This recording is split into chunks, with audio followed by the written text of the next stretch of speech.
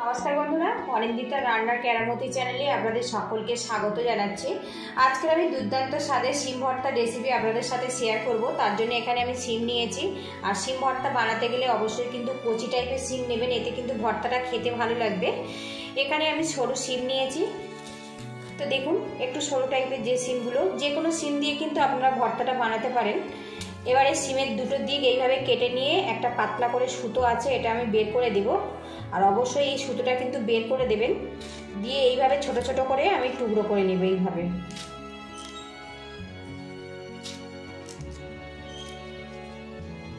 আর বন্ধুরা এই শিম ভর্তা কিন্তু গরম ভাত দিয়ে খেতে কিন্তু অসাধারণ হয়। আমি এইভাবে ছোট ছোট করে টুকরো করে নিচ্ছি। আর একটা শিম নিয়েছি, এর পিছনটা এইভাবে কেটে দেব। আর এইভাবে কিন্তু টান দিলে খুব সহজেই কিন্তু সুতোটা বেরিয়ে আসবে।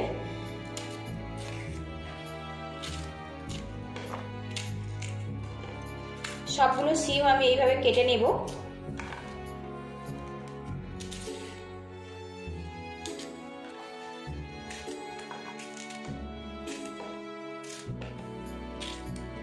এদিকে দেখুন শিমগুলো আমি ছোট ছোট করে টুকরো করে নিয়েছি। এবার এই শিমটা আমি ভালো করে ধুয়ে নেব। এদিকে কড়াটা আমি গরম করে নিয়েছি, এর মধ্যে দিয়ে দেব জল। এবারে এই জলের মধ্যে আমি দিয়ে দেব শিম। আর বন্ধুরা জলের পরিমাণটা কিন্তু কম রাখবেন, শিম সিদ্ধ হওয়ার সঙ্গে সঙ্গে জলটা যাতে শুকিয়ে যায় সেই মতো জলটা দিয়ে দিতে হবে। এবারে এর মধ্যে দিয়ে দেব অর্ধেক পরিমাণে কাঁচা টমেটো। আপনারা চাইলে কিন্তু পাকা টমেটো ব্যবহার করতে পারেন। আর এই শিম ভর্তাটা যদি টমেটো দিয়ে বানানো যায় তো এর স্বাদ কিন্তু অনেকটাই বেড়ে যাবে। শিমটা একটু উল্টে পাল্টে দেবো। আর বন্ধুরা এই শিম সিদ্ধর সময় কিন্তু কোনো রকম ঢাকা দেবো না, তাহলে শিমের যে সবুজ কালার ওটা নষ্ট হয়ে যাবে। আর এখানে আমি কাঁচা টমেটো ব্যবহার করেছি, এতে শিমের ভর্তাটা একটু হালকা টক টক হবে আর সাথে ঝাল, খেতে কিন্তু অসাধারণ হবে। আপনারা কিন্তু পাকা টমেটো দিয়েও এই রেসিপিটা বানাতে পারেন। গ্যাসের হিটটা আমি লো টু মিডিয়ামে রাখবো, রেখে ধীরে ধীরে শিমটা সিদ্ধ করে নেব। মাঝে মধ্যে শিমটা একটু উল্টে দেব, যাতে ওপরের শিমটা নিচে চলে যায় আর নিচের শিমটা ওপরে চলে আসে, তাহলে কিন্তু সুন্দরভাবে শিমটা সিদ্ধ হয়ে যাবে। এদিকে দেখুন শিমটা কিন্তু বেশ নরম করে আমি সিদ্ধ করে নিয়েছি। আর এই শিমটা কিন্তু সিদ্ধ হতে খুব বেশি সময় লাগেনি, সাথে দেখুন জলটাও শুকিয়ে গেছে। এই অবস্থাতে গ্যাসের হিটটা আমি বন্ধ করে দেব, দিয়ে শিমটা আমি ঠান্ডা করে নেব। এদিকে দেখুন শিমটা কিন্তু বেশ ঠান্ডা হয়ে গেছে। আর এখানে আমি একটা মিক্সিং জার রেখেছি, শিমগুলো জারের মধ্যে আমি নিয়ে নেব।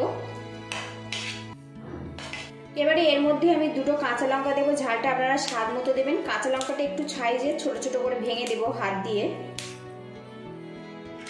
এবার একটা পেস্ট বানিয়ে নেব।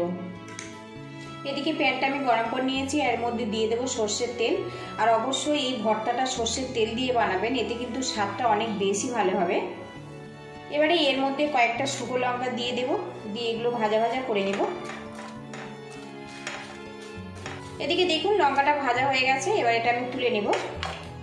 এবারে এর মধ্যে দিয়ে দেব হাফ চামচ কালো জিরে। এবারে এর মধ্যে দিয়ে দেব রসুন কুচি। এবারে এর মধ্যে দিয়ে দেব পেঁয়াজ কুচি। এখানে আমি একটা বড় সাইজের পেঁয়াজ নিয়েছি, সেটা কুচিয়ে দিলাম। পেঁয়াজ আর রসুনটা আমি ভাজা ভাজা করে নেব। আপনারা চাইলে এই ভর্তাটা নিরামিষভাবে বানাতে পারেন। এদিকে দেখুন পেঁয়াজ আর রসুনটা কিন্তু আমি বেশ ভাজা ভাজা করে নিয়েছি, আর একদম কালারটা কিন্তু ব্রাউন কালার চলে এসছে। এইভাবে কিন্তু ভেজে নিতে হবে। এবারে এর মধ্যে শিম আর টমেটো পেস্ট দিয়ে দেব।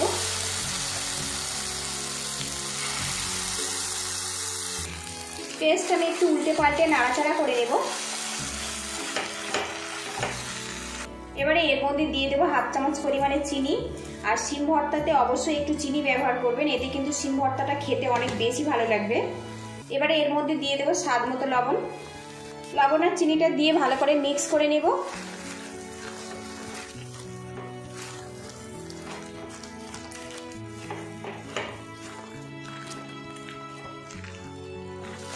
এদিকে দেখুন বেশ কিছুক্ষণ শিমটা কিন্তু আমি নাড়াচাড়া করে নিয়েছি। আর এর মধ্যে যে জলীয় ভাবটা ওটা কিন্তু পুরোপুরি চলে গেছে, গিয়ে একটা আঠা আঠা ভাব এসে গেছে।